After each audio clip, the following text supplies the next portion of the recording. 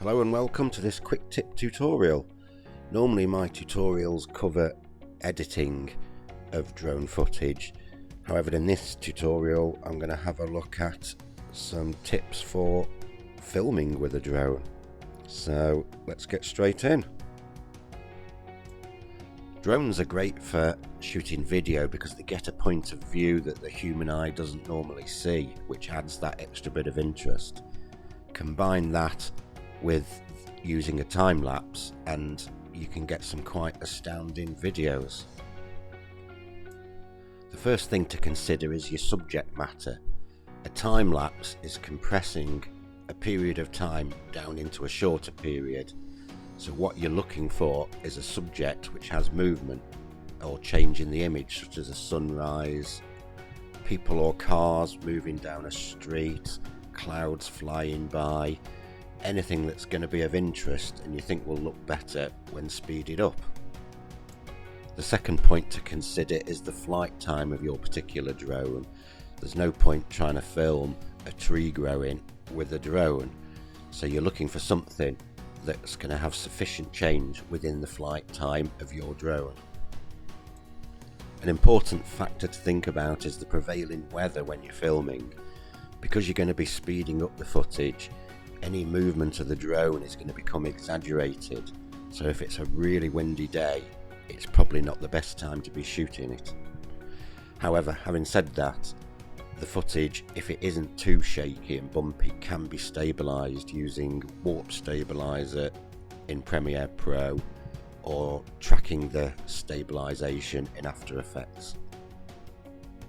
The camera settings are critical to getting a good result from your time lapse. I record time lapses by shooting video and then speeding it up. This makes the post-processing a lot easier than shooting images, and you get less gaps between it frames. In terms of the settings, you want to go for the slowest frame rate you can shoot, probably 24 FPS, and a shutter speed. Ignore the 180 rule, go for the shutter speed as close to your frame rate as you can. So you might need ND filters to be able to achieve that. You also want to be shooting in the highest resolution video that your drone can shoot, so that then you can apply a bit of pan, zoom, some fake motion into the footage in post-processing to add a little bit of extra interest. If you start off at 1080p, then you're going to be quite limited on that. Probably the most important point is to fix your camera settings. I can't stress this enough.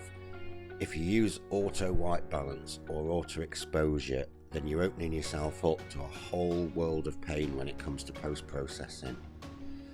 White balance especially, you'll find that virtually impossible to smooth out without it being noticeable. You might think with exposure, you can change the exposure whilst filming and then just adjust the slider in post-processing. Unfortunately, it doesn't work like that, because if you change the exposure in camera, you're actually changing the contrast in the image as well.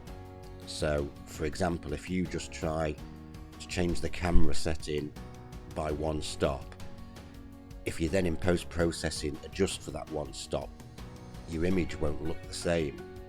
It won't blend in, because the contrast of the image will still be different even though you've adjusted the exposure for the change in the camera. And because the contrast is then different, the colours will all appear different too. I've learnt this from mistake, so learn from my mistake. Fix the settings, fix the white balance, fix the exposure, and just leave it at that for the whole duration of the filming. With most subject matter, the lighting isn't going to change a great deal, so fixing the exposure at the start is as simple as that. With something like a sunrise or a sunset, then there's going to be a little bit of trial and error. With a sunset, it's only going to get darker, so you're fairly safe to set the exposure at the start of the clip and then let it run. With a sunrise, I've found that starting at about -3 EV gives me a reasonable result by the time the sun's coming up. But again, you might have to just do a bit of trial and error on that. So good luck with recording your time lapses. Let me know how you get on, and I hope you found this useful. If so, then hit the thumbs up so that YouTube can recommend this to other people. Consider subscribing so that you don't miss out on future releases. Check out my channel for the other tutorials and drone flying videos I've got, and safe flying. See you next time. Thank you.